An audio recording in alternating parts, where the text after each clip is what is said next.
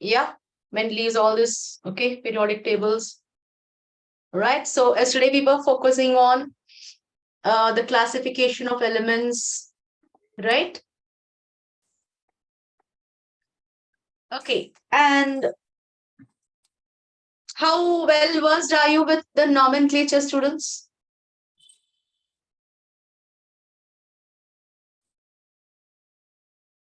Okay, I'll not put you in waiting. Nomenclature is very, very, very easy. It's unlike organic nomenclature. You don't have to, think of too many names or too many prefixes. It's very, very easy here. So the way we design, particularly this nomenclature is applicable for the elements above atomic number 100. Okay. So it's a simple notation. For one, we use it as, okay, let me take you through your textbook once again, because all these things are there in your textbook. Okay. See, these are the notations, right? So digit, you have 0, it's nil. 1 is uni, no? Uni, bi, that's the way we say. That's a prefix we give. Un, bi, tri, quad, pent, hex, sept. In organic, we use hept. We say heptane. Here it's sept. That's the difference. Okay? Sept, oct, n. And the abbreviations are, you take the first alphabet under each. That's the abbreviation. Okay? Is that clear? So the number 101. And normally see, we said all these are eventually, what? They're all metals. The category of non-metals are over. All these are eventually metals. Normally, how do you name metals? Sodium, potassium, Em. Can you see? It's ending with the Em. So we terminate the name with Em. Okay? 101. 1 is yun. 0 is nil. Again, 1 is yun. Unil. Okay? Unium. You just have to give that. Right? Suppose I say 112. Yun, bayam. Okay. Yeah. So that's the way, we give the nomenclature. It's quite easy. Correct? And the actual names, official names, they are based on, it's derived from the scientist name. Mendelevium, Nobelium, Rutherfordium, all this. Is that clear? 111. Or you take, 114. Yun, quadrium. Quadium, not quadrium. Quadium. Quad is 4. Okay? Is that clear? This nomenclature is quite easy. Next, I said I will give you the classification of elements into blocks. We told about this yesterday when we left. So the elements are classified into basically 4 blocks. Okay. So what are the blocks? You have S block, P block, D, and F blocks. What's basis for classification of element into blocks? That is, whichever orbital or whichever subshell the last electron is entering. Based on that, we classify the elements. See, for example, take this element potassium. Okay. Or I'll take one more element, magnesium. Let me take these two. What's the electronic configuration of potassium? Potassium is, it is 1s2, 2s2, 2p6, 3s2, 3p6, 4s1. In other words, argon 4s1. So with argon, what is happening? Atomic number of potassium is 19. With argon, 18 electrons are being filled with the configuration of 3s2, 3p6. Are you getting it? Now, where did the 19th electron go? The last electron, 19th electron. Which orbital will it go? After filling up 3p6, where is the last electron entering? It's entering? Yeah, which one? 4s. Am I right? Isn't it? So based on which orbital this last electron is entering, we designate that as a corresponding block. So since it's entering the s orbital or s subshell, we call this element as a s block. Is that clear? Same thing, magnesium. What's the electronic configuration of magnesium? 1s2, 2s2, 2p6, 3s2. Okay? So what is the atomic number of magnesium?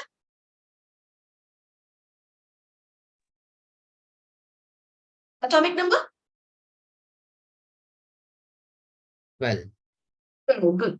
So where does the 12th electron, the last electron, where does it go? See, 11th electron is filling up 3s1, no? Now, where does the 12th electron go? The 12th electron will pair up this 3s1. So which orbital or which subshell is that last electron entering? S. So it's S block. Is it clear?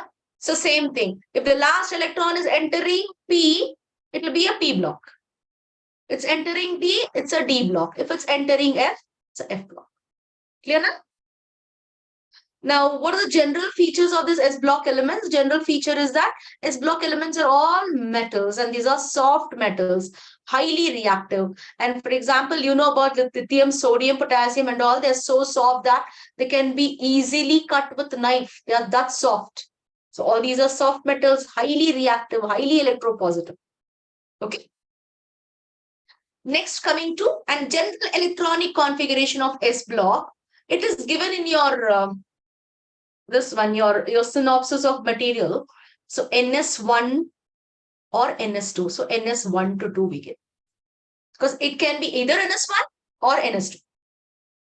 So which group elements come under S block? Groups 1 and 2. Right? Now P block.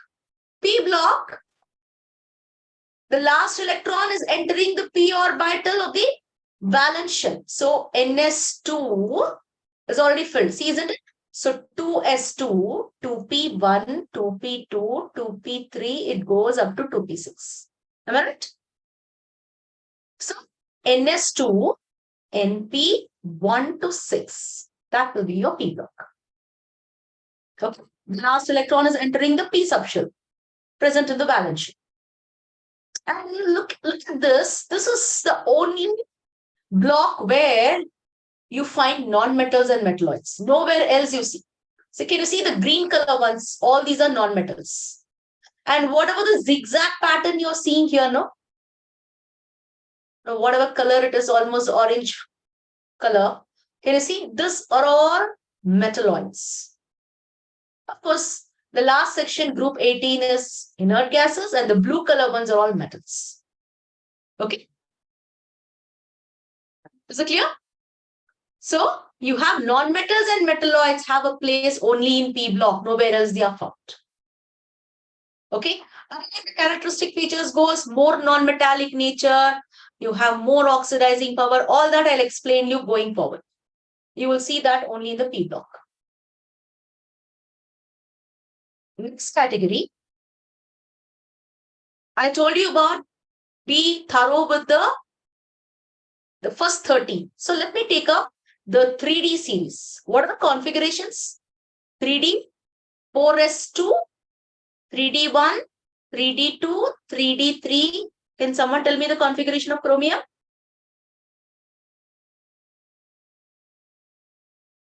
This is a speciality about copper and chromium. Students, you need to answer, students. It has been discussed. 1s to 2, 2s to 2. Hmm? Hmm? 2p6, Further? Hmm. 3p6, 3d5, 4s1. Hmm. Will it be 4s1, 3d5 or 3d5, 4s1? 3d5, 4s1. 3d5, No. Sorry, 4s1. 4s1, 3d5. Exactly. See, what you're saying is correct because 4s1, 3d5, because first electron enters 4s and then see which law or which rule is violated here? Which law is violated? Which rule is violated? We call them as anomalous configurations. There is a particular rule which is violated in the copper chromium configurations. Which principle? Hans rule, guys. Come again? A No, not Hans rule, not Hans rule. See, How what do you is fill the Hans rule electron? about? Students, Hans rule is about when you have a degenerate orbital, like when electrons are entering P, then you said that, unless each electron, each orbital is half filled or the entire subshell is half filled, pairing cannot occur. That is Hans rule. Now, which rule is violated? Aufbau principle. Very good. It's Aufbau principle. It is Aufbau principle. It's a violation towards Aufbau principle. That's what is taking place in copper chromium configurations. Be thorough with this. Good. So now 3D1 to 3D10. So the general, so where is the last electron entering? So atomic number of scandium is 21. Where is the 21st electron entering? Just see. What's the configuration? Argon. My request is, students, please learn the configurations keeping the inert gas into loop. I mean, I would strictly suggest to go ahead with speed memory and remembering these configurations. Avoid that, the lengthy configuration of 1s2, 2s2, 2p6, 3s2, 3p6. That will be a waste of time. Because there is one way of representing. I'm not saying that it's wrong. But quickly, when you want the outer shell configuration, the best way you can do it is take the inert gas configuration into loop. Is it clear? Try to memorize this. Argon. Come on. 4s2. 3D1. Good. So where is the last electron entering? D orbital. Where is the d orbital? In third shell or fourth shell? Third shell. Observe this pattern. When it comes to S, we said magnesium is 3s2. And when it comes to, suppose, say, boron, we said it's 2s2, 2p1. So, in case of S and P, the last electron is entering the valence shell only. Can you see that? Whereas in case of scandium, the last electron is entering which shell? Is it entering the last shell? Is it entering the valence shell? No. So which shell is it entering? Suppose I call this as N. What is 3 with respect to 4? N-1. Yeah. So the d electron is present in the n-1th shell. It's not in the nth shell. And there is a name given for this n-1th shell. Anybody knows? Penultimate shell. Very good. Penultimate shell. So what are the d block elements? The last electron enters a d orbital present in the penultimate shell. Understand? It's not entering the valence shell. Clear? The penultimate shell is being filled there. The d orbitals of the penultimate shell is being filled there. That's how you define the d block elements as elements where the last electron enters the d orbitals in the penultimate shell. So general electronic configuration here. Now, owing to all this copper chromium configurations, anomalous configurations, everything, we will give it as NSO N-1 D1, sorry, NS0 to 1, excuse me, NS1 to 2, N-1 D1 to 10. Why I'm giving NS1 to 2 is owing to this 4s1 configuration we're getting for copper chromium, no? Such configurations and anomalous configurations are included here. So NS1 to 2, N-1 D1 to 10. That's the general electronic configuration of D block elements. So what all groups are present in this D block? What all are present? Metals. Come again? Metals. I'm sorry, I'm not able to get it. Can you repeat, child? Metals. Correct. Which group elements? See, if you see S block are also metals only, no? So which groups are included in D block? See the periodic table. You will know. Group 3 to group 12. Good. So P block includes group. P block will include group 13 to 18. S block is including group 1 and 2. And D block is including 3 to 12. Okay. Clear? This is what you're supposed to remember. What are inclusive here? Which groups are included in this particular block? Okay. Now, isn't it something like this? You have your class, 11. So many sections are there. So only certain students are included in the first section, no? Section A, B, C. Like that. So these groups are allotted. 1 and 2 S block. 3 to 12 D block. 13 to 18 is P block. Clear? And there's another clause. Important. Very important. Out of this 3 to 12, this 3 to 11 has a special reference. We call them as transition elements.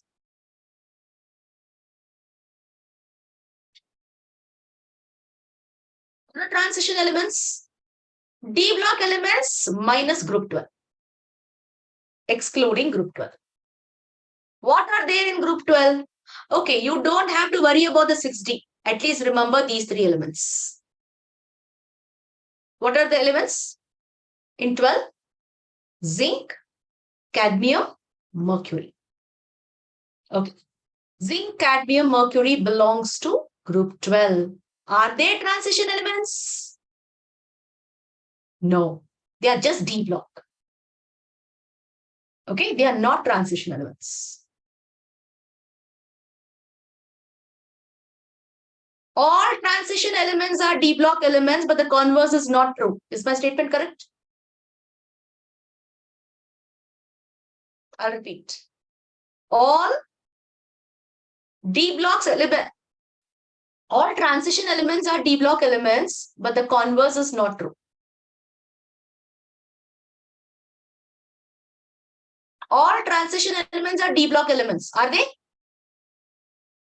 What are transition elements? 3 to 11. Are they D block elements? Are they included?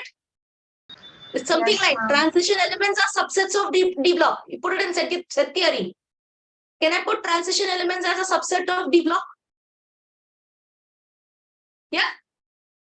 And what is a converse statement? All D block elements are not transition. Is it true? Yes. Why? We have excluded the group 12. Right? So what's so special about these transition elements is, transition elements are the elements whose valence and penultimate shell, the nth and n-1th shells are incomplete. That's the definition. Okay. They are incomplete either in ground state or any of the oxidation states or other excited states. This is the definition of transition element. Nth and n-1th shells both are incomplete, either in ground state or in any other higher oxidation states or excited states. Okay. So group 12 doesn't come under transition elements. Why name transition? Because they are sandwiched between S and P. So they are in transition. So transition elements. Okay. So what's the speciality of transition elements? There's a whole lot you learn in class 12. Transition elements, the compounds are colored, they are paramagnetic in nature, then they act as catalysts, they form alloys, they form complex compounds. There is a huge list. You will learn this again in a separate chapter, D and F block elements in class 12. Okay. All the special characteristics are there for these transition elements. All right. Is that understandable? Yes, ma'am. Now, last is F block. Already, I did mention a lot about this yesterday. Okay. F block elements are also called as inner transition elements. What do F block elements comprise of?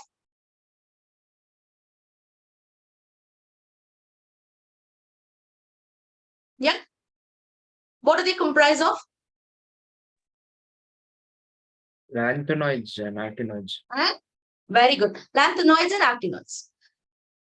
So to which block does inner transition elements belong? Which group do they belong to? Third group. Very good. Remember yesterday? And which period? Lanthanoid 6, actinoid 7. Good going. So this is something, the basic features. And of course, all these are, they are metals, and particularly actinoids are radioactive. These are radioactive in nature. So if you actually see elements beyond bismuth, the last stable element you have is bismuth with atomic number 83. 84 onwards, any element, with atomic number greater than 83.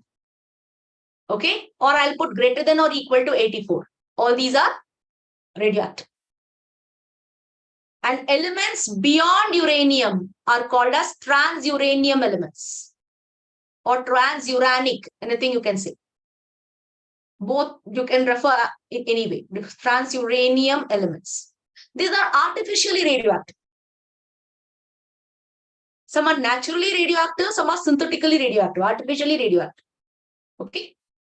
So uranium onwards, elements post-uranium are transuranium elements. These are artificially radioactive.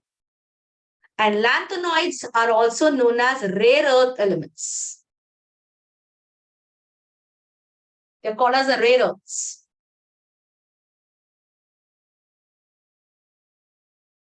Okay? Clear? So do you know the names of group 1, group 2, group 16, group 17, all that? What are group 1 elements called as? Alkali metals. Good. Group 2? Alkali earth metals. Yeah. Group 13?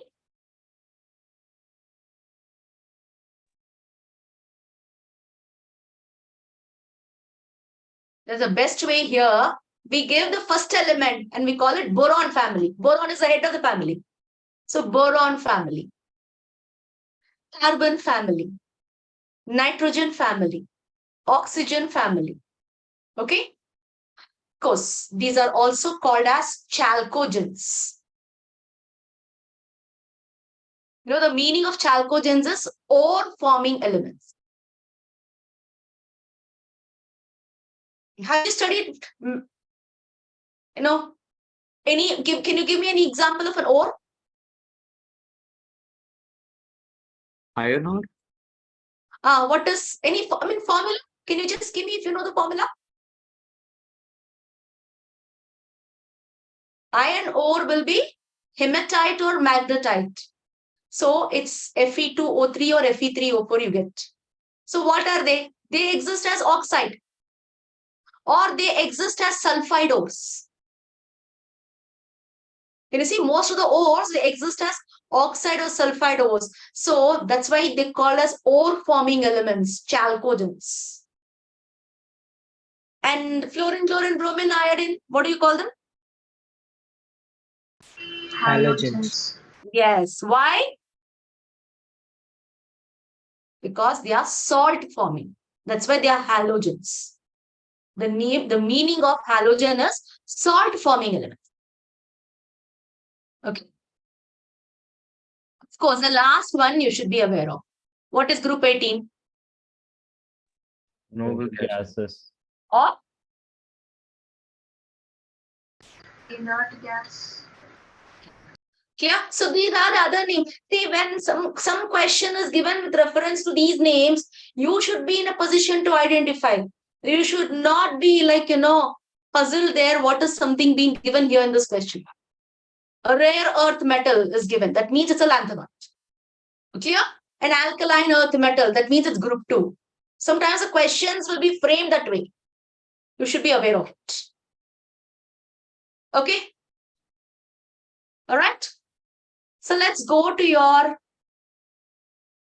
1 second, students. Your periodic properties.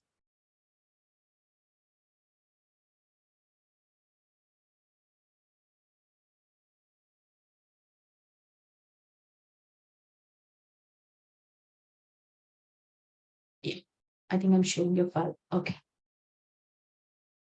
So all this is done. Let's go to the periodic properties. So before we go to the periodic properties, there is one thing that I would definitely like to address. What is called as, this concept would have come in the atomic structure topic. What is Z effective? Does anyone know what is Z effective? Effective nuclear charge. Yeah, what is effective nuclear charge?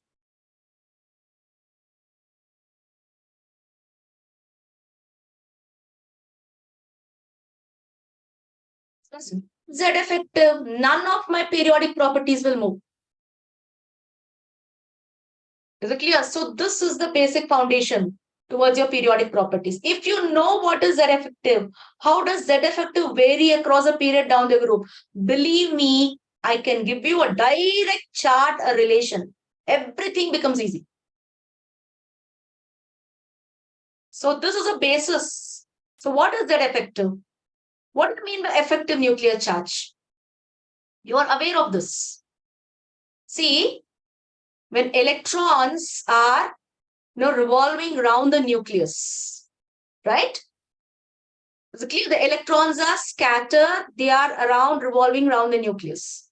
So what is exactly nuclear charge? If I ask you, what is nuclear charge? Charge of the nucleus. Am I right?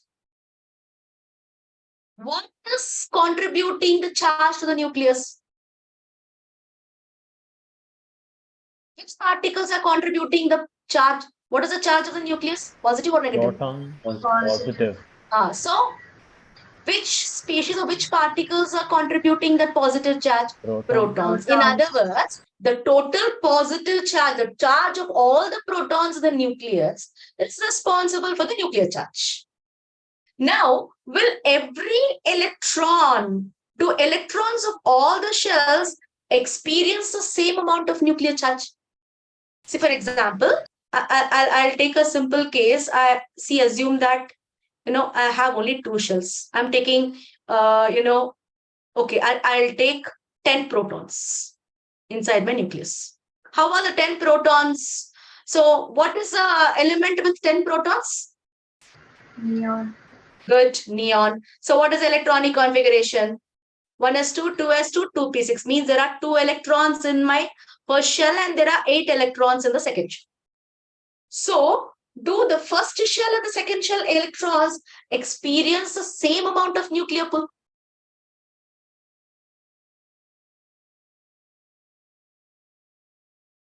Yes, no? Will they? I'll give you an example quickly.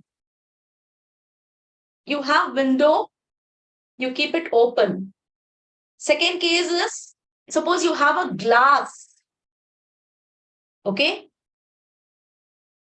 Will the same amount of light enter either way? When you open it or when you put the glass? Will the intensity of light be same? You shut the window with the glass door. Then also, will you get the same amount of light inside? Will the visibility be same? Will the intensity of light be same? Then on top of that, you put a curtain. Assume that it's a transparent curtain. what happens to the visibility? Will it increase or decrease? So every time you put a shutters, what is happening? You're filtering the visibility, you're filtering the intensity of light. In other words, this effect is called as screening. You're screening the intensity of the light. So you don't get the same amount of light when you keep the window open and when you keep it closed with so many filters. That is what is happening with our nucleus and with the valence electron. So you have 10 protons. Then you have 2 electrons in the first shell and 8 electrons in the second shell. So will the charge of 10 protons, received by the second shell electrons and received by the first shell electrons, will it be same? Will the same charge be experienced? No. What will happen? No, what will happen?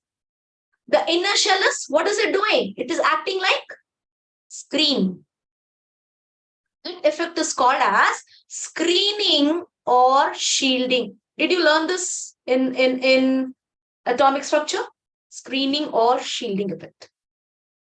I don't think so, ma'am. I think that topic has not been done. Yeah, and see, normal. That's why this topic is important here, sir. It's very important in this context. Yes, ma'am. So you can explain it in detail, ma'am. Yeah, sure. Yeah. So that is the reason, because without this, nothing will move now. It's very important. So this is called as a screening or shielding effect. Is it clear? So if they want, I can share my notes. It's there in that. Sure, ma'am. Sure, please. Yeah. Okay. That will be easy for them. Just a minute.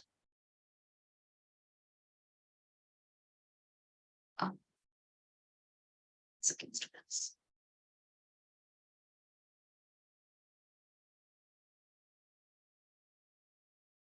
Can you see the students? Are you able to see? The Yes, ma'am. shielding Yes, effect, the effective nuclear charge, everything is given. Maybe if you want, I can share this to you. You can forward it to the students. Sure, ma'am, please. Yeah, because this is very important, sir. Actually, this point, it's there in the atomic structure chapter, but generally I take it in the periodic table only, normally, because in this context, it will be easy for them to understand. Exactly. It's easy for them to absorb. True. In the textbook, they will find it in atomic structure chapter. Yes. Okay. This was reserved for this chapter. Yeah. So see, this is what it is. So what is Z effective? Actual charge. So I said 10 protons is actual charge. Now, is the charge of 10 protons received equally by both the shell electrons? No, it's not happening, isn't it? So whichever is closer is receiving. Just like I told you, you put a curtain, the visibility comes down, isn't it? You put 2 curtains, further it comes down. So that's a screening effect. So the amount of charge is screened. It's screened by the inertial electrons. So that's called as the shielding or screening effect. Can you see? It's a reduction of effective nuclear charge on the electron cloud due to difference in the attraction forces on the electrons in the atom. Okay? So inertial electrons will screen. So for entire charge of 10 protons will not be experienced by the second shell electrons. Are you getting it? So what is actually experienced by each electron is the residual charge. It's not the 100% original charge. Okay. So the portion of the charge of the nucleus actually experienced by the electron is the effective nuclear charge. So Z minus sigma. What is Z? Nuclear charge. 10 protons charge. Sigma. Sigma is called as a screening constant. Don't worry about this. Just understand the technical term. Don't have to go into the loop of how to calculate. Nobody will ask you questions. Understand conceptually. Z minus sigma. Z is the charge of all the 10 protons in this case, minus how much has been screened. The residual amount is Z effective. That is what is experienced by each electron. Clear? Are you getting it? So what will happen to the Z effective? Z effective is inversely related. See, I always suggest the students to learn it this way. Like put it in like mathematically. You are familiar with the inverse ratio. So what is happening? More shielding effect, lesser the Z effective. Reverse, lesser shielding effect, more is the Z effect. Is it clear? Try to put it this way.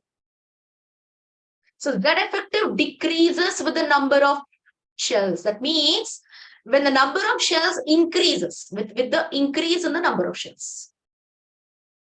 See, as we go, what will happen? 3, 4 shells I have. Will the nuclear pull be same? What happens? As we go away from the nucleus, actually, another word I can use is a nuclear pull. You can use nuclear pull as a word for Z effective. That's the best substitute for Z effective. Okay. What will happen to the nuclear pull? It will decrease. As we go away from the nucleus, the nuclear pull over the valence electron decreases. That means Z effective decreases. Is that understandable? Clear now? Why is it decreasing? Because there are more inner shells, which are acting like screens. So screening effect increases. Z effective decreases. Are you able to relate now? Is that clear, students, for everyone? Yeah? So it's very important. This point is very, very important, whatever you're doing. Believe me, if you understand this, I can tell you the rest of the periodic table chapter is in your hands. It's at the fingertips. Is it clear? So, as a number of shells. So I will put this in another way. How can I tell this? As a principal quantum number, n value increases, Z effective decreases. Isn't it? Number of shells are increasing means what? Isn't it the principal quantum number is increasing? N is equal to 1, n is equal to 2, 3, 4. N value is increasing. What happens to Z effective? Decreases. Clear? Got it? Next, penetration power of orbitals. Okay, I'll put you in a better way. Okay, this is a technical term. Okay, sometimes we have to introduce you to the technical terms. Every time we cannot put it in a layman term, like, because you have to know what is the meaning of that word or meaning of that phrase when it comes in the exam. So you have to be aware of these technical terms. So when you say penetration power of orbitals, I'll explain you here. So it is simply, we are trying to relate what is the Z effective for sp, d and f orbitals. Okay. So let me put it this way. What are the shapes of sp, d and f orbitals? S's? Very good. Very good. Then p? Dumbbell. Dumbbell. D? Double. Okay. Okay. Now, do you agree that whether it's S or P or D or F or any orbital you take, what is the maximum capacity of any orbital? How many electrons will an orbital accommodate? 2 electrons. Only 2 electrons, not more than 2. That too with opposite spin. Which rule?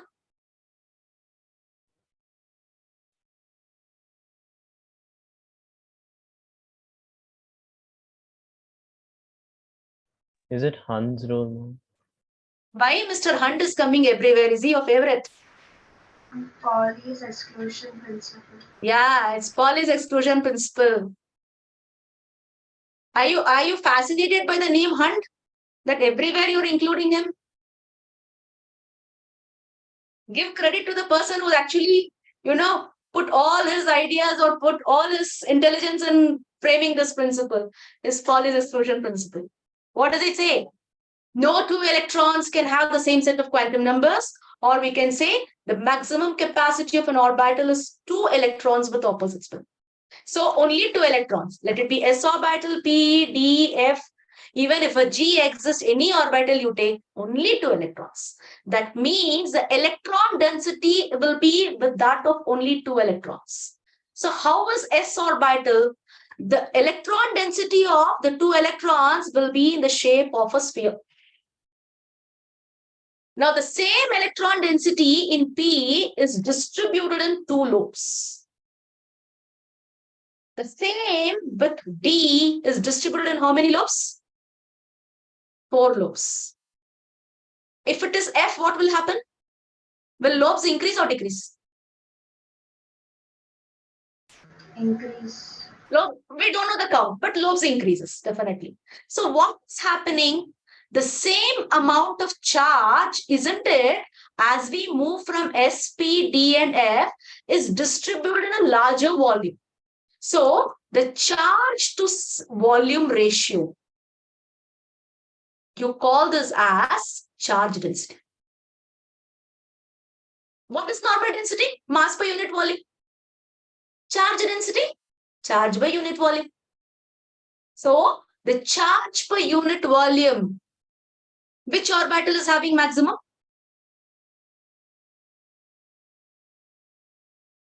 Which one is having maximum? S, P, D, and F? It will be, which is a more compact structure? S. Yes. That means there is more charge density, isn't it? It's compact. More charge in compact in a unit volume. So charge density is more. So when charge density is more, that means the electron density is more in S orbital. So which orbital is more attracted to the nucleus? Which orbital will be more attracted to the nucleus? S option. Yes. Isn't it? So this is what happens is, observe this carefully. In first shell, I have 1s, no? In second shell, I have 2s, 2p. Then 3s, 3p, 3d, right? So we told that as n value increases, Z effective decreases. That's very well correct. Now the nucleus is now, pull is now over second shell. Will 2s and 2p experience the same nuclear pull? Now, which will experience more nuclear pull? Which is experiencing? S. Yes. So this is what is called as the penetration power. That means, though we showed 2s and 2p's in the same second shell, S is slightly oriented, more, inclined towards the nucleus. So it's penetrating. Are you getting it? That's why it's called as a penetration power. So when you have SPD in the third shell, S is more inclined closer, then behind that is P, then behind that is T. So D is little far away. So in other words, what is the order of Z effective? S is greater than P, greater than D, greater than. With increase in azimuthal quantum number, the Z effective decreases. Can you see that? As n value increases, Z effective decreases. As L value increases, then also Z effective decreases. This is something you have to keep in mind. We will apply this at number of places. The same periodic table chapter. Okay? Yeah? Correct? Yes, ma'am. So this Z effective, how does it vary across the period down the group? So as I told you, you have to be thorough with, so by and large, let me take the reference as the second period element. Second period elements is lithium, beryllium, boron, carbon, nitrogen, oxygen, fluorine. Okay, leave this neon. Generally, let me take, up to group 17. So as we move across the period, what happens? Z effective increases from left to right. Why? Because the electrons are added to the same shell. Okay. The effective nuclear charge increases. And as we go down the group, it's quite clear. So when I take lithium, sodium, potassium, rubidium, cesium, what is obvious when we go down the group? What is obvious when we go down the group? Number of shells increases. Yeah? Isn't it? So when number of shells increases, what happens? Z effective decreases. Is that clear? Yes, ma'am. All right. I hope you got the idea now. What is Z effective? Z effective is the effective nuclear charge. Simple terms for you to understand this. It is a nuclear pull experience by an electron. Okay? Understand it this way. It will be easy for you. Okay? As we go down the group, the nuclear pull experienced by the electron decreases. As we go across a period, the nuclear pull experienced by an electron increases from left to right. That nuclear pull is only called as Z effective. Okay?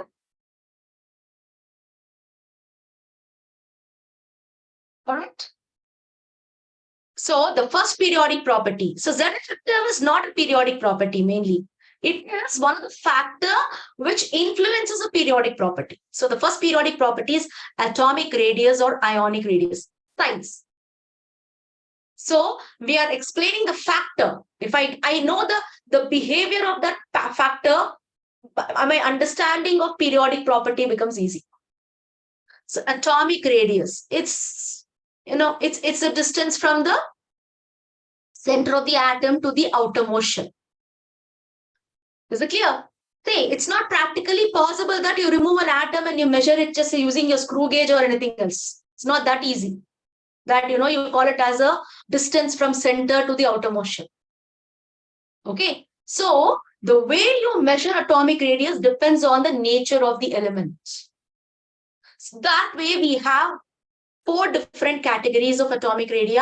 So one is a covalent radius. Okay, I'll come to ionic radius later. Van der Waals radius, metallic radius. Okay, so basically, now if I take non-metals, did you learn bonding in your lower classes? Did you learn covalent bonding and ionic bonding? Okay, so which elements will undergo covalent, will exhibit covalent bonding? Non. Yes. So can non-metals, between 2 non-metals, only covalent bond is possible, isn't it? Right? Similarly, between 2 metals, only metallic bond is possible. So for non-metals alone, we have covalent radius. How is non-metal bonding? How is covalent bond formed? By sharing of electrons, isn't it? So like you have hydrogen, 2 hydrogen atoms, they share. It is something like in your set theory, again, you take intersection. When you take intersection, what is happening? There's some region which is going as a common shared region, isn't it? So this is a pattern, like you have chlorine. Again, the same thing. So there is some region which is going as a common shared region. So the way non-metals form bond or exist is this way. There is some region which is going as a common region. Okay, in the shared part. So half the internuclear distance between 2 atoms bound by a covalent. That's the covalent radius. Okay. Is it clear? So non-metals, we have covalent radius. Now what about metals? Metals don't bond this way. Metals, they touch each other. Can you see there is no region of overlapping for metals? So in this case, what will happen? Again, half the internuclear distance between the 2 metal atoms. That region is called as the metallic radius. Okay. The way metals are bonding is different from the way non-metals are bonding. Are there any elements which don't come under these 2 categories?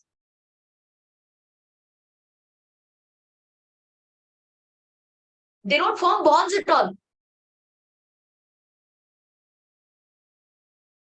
Which elements don't form bonds at all? Noble gases. If they don't form bond, how do they exist? They are like disjoint sets. They are separate. There is no bond. So when there is no bond, there is a force of attraction. That force of attraction, we call it as van der Waals force. Van der Waals forces are intermolecular attractive forces. Intermolecular forces of attraction. They are weak forces. Okay. So wherever there is no chemical bond, what operates there? No bond forces. So van der Waals forces are also called as no bond forces. Where there is no bond, this van der Waals is coming there. Van der Waals force. After the name of the scientist van der Waals. Okay. So how about, like, I have two helium atoms. Is there any covalent bond? No. Is there any metallic bond? No. So what is existing between them? Only van der Waals force. So half the internuclear distance between these two atoms, how are they? They are bound by van der Waals force. So it's a van der Waals force. Can you get the difference? So atomic radius is a common term, but individually, element to element, the way they bond, the type of attraction exists between the two atoms, the radius, the method of measuring this radius changes. Yeah. Can you tell me what is the order? Metallic radius, covalent radius, van der Waals radius. Give me the increasing order.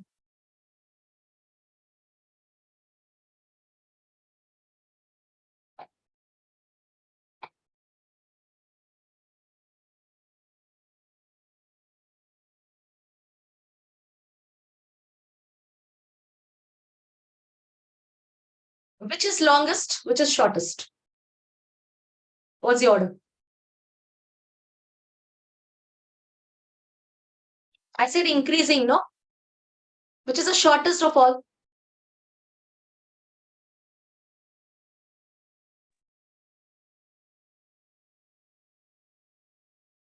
Covalent.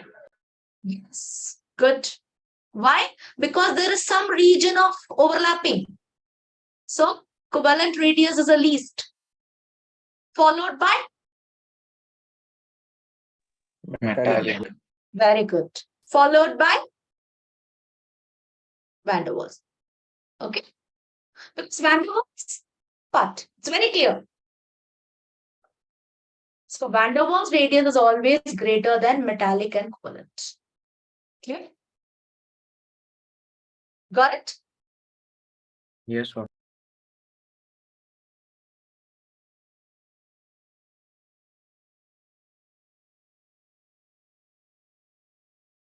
Ionic radius. I said that I will take ionic radius later. So what is ionic radius? Ionic radius is the effective distance from the nucleus of an ion up to which it has an influence in the ionic bond. That means, see, I have Na plus and Cl minus. So from the center to that point where the effect of Na plus can be seen on Cl minus. Is it clear? That force of attraction of positive ion can be felt. That will be the radius of Na plus ion. Is that clear? And the distance from the center of Cl minus to that point where its effect can be felt. Beyond that, the effect of the negative charge ceases. So that region, that's the radius. So beyond this point, the effect of Cl minus cannot be felt. Clear? So that distance is the radius. So we call it as ionic radius. Clear? So what are the type of ions you have? Cation and Anion. anion. So radius of cation is always smaller than corresponding neutral atom.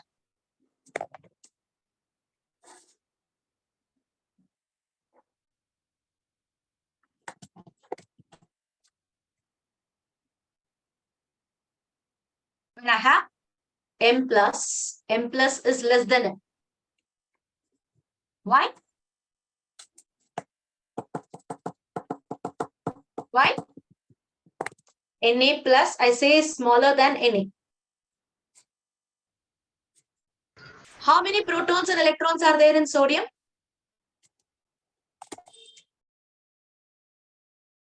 What's the atomic number of sodium? 11. 11. That means there are 11 protons and 11 electrons, right? How many protons and electrons are there in Na plus? 11 protons, 10 new electrons. Now, which has more protons? Na plus. So when there are more protons, so always in a cation, protons are greater than electrons, right? So when protons are greater than electrons, what is obviously seen is Z effective is more. Right? Obvious, no. Proton charge is more, means isn't it Z effective? Nuclear pull is greater. So when nuclear pull is greater, there is a shrinkage in the size of atom always. So here comes an important distinction. What is it? Size is always, that's atomic or ionic, anything you take, is inversely related to Z effect. Higher the nuclear pull, smaller the size, vice versa. Keep this in mind. More protons and electrons, Z effective increases. Z effective increases, size decreases. Can you see the relation there? So, cation is always smaller than anion. Greater the positive charge, smaller the size. M3 plus, M2 plus, M plus. What is happening? Greater the positive charge, smaller the size. Why? More positive charge means electrons are further reduced, no? Protons will be more. Are you getting it? See, for example, I have Cu2 plus and Cu. What will be the, the order of size? Cu2 plus will be greater or lesser?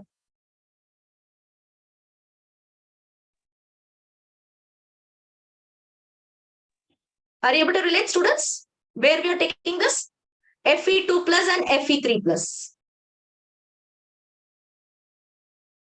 Greater the positive charge, smaller the size. So Cu2 plus is smaller or greater than Cu plus? Smaller. Smaller. Isn't it? Just see this. It's less than. How about Fe2 plus and Fe3 plus? Fe3 plus is smaller. Means Fe2 plus is greater than Fe3 plus. Clear? Are you able to see the application here? Yes. Now, same way, go to anions. Now, what about anion? Anion is formed when electron is added. Am I right? So, definitely, in a neutral atom, number of electrons are equal to protons.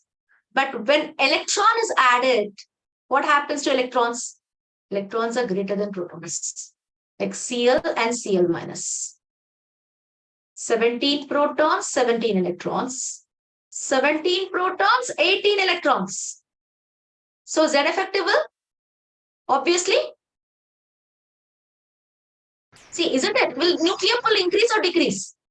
Increase. 18 electron. No, it will not increase. Decrease. It will decrease. Second thing, see, when electron is added to the outermost shell, no? You're adding an electron. There will be, when the electron is actually entering the outermost orbit, it will undergo repulsion.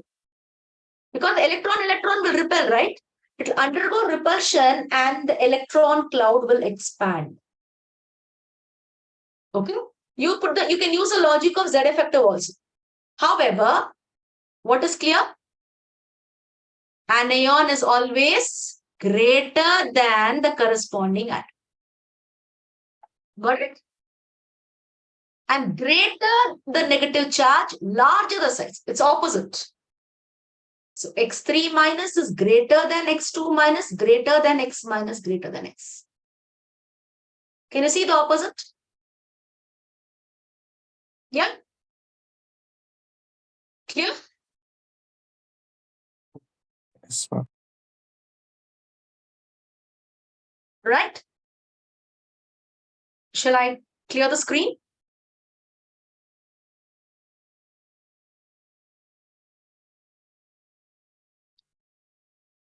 Lastly, isoelectronic species. You know, what are isoelectronic species? They have same number of electrons. Like isotopes, isobars, you learned. Isoelectronic species. They are having same electrons. See, for example, I have Cl minus sulfide. How many electrons are there? Then you have argon. Argon is 18 electrons, no? Cl minus is also 18 electrons. Everything is, isn't it? Then similarly, you have potassium, calcium, all these contain same 18 electrons. Right? But the difference is argon has 18 protons. This will have 17, 16, 19, and 20. Can you get this? So in case of isoelectronic species, how will I give the size? The rule is again same. Greater the positive charge, smaller the size. Greater the negative charge, larger the size.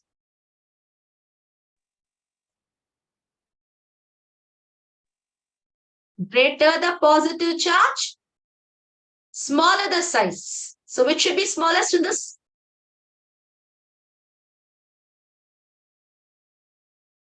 Out of all this complete set is one isoelectronic species. So which is the one with highest positive charge?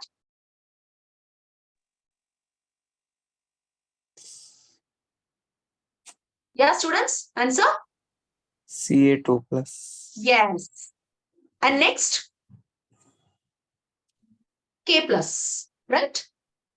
Greater the positive charge, smaller the size. That means Ca2 plus is less than K plus.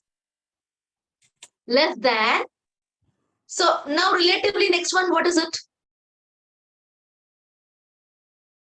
Which is the next one in terms of charge? S2 minus. No.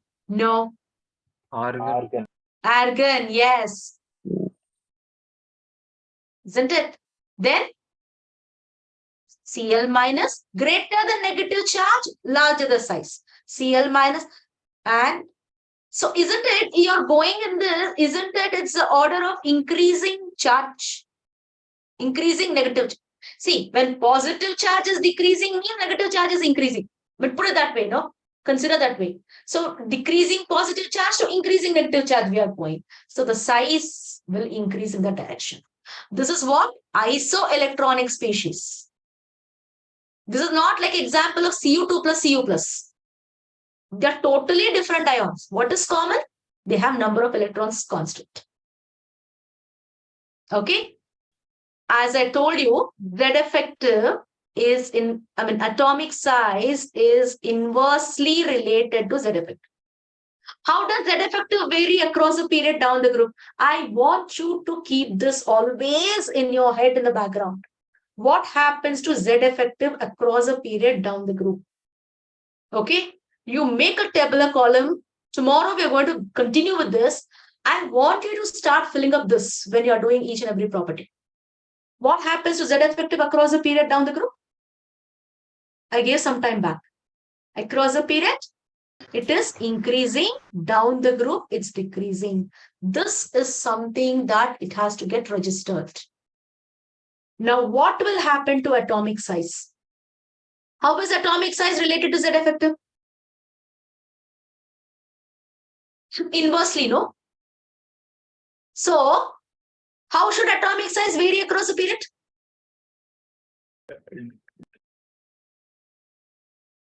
Atomic size is Z effective is increasing across a period. So, atomic size should Decrease across Yes. the period. And it is increasing, Z effective is decreasing down the group. So, atomic size should Increase. Can you see? Just if I know that Z effective you will see the magic here is every other periodic property you will be able to relate as a function of Z effective. So keep that in mind. Never forget that. Okay. So I will end the session. So tomorrow I'll take up the remaining periodic properties and I'll take up the questions. Clear? Yes, ma'am. Okay then. Fine.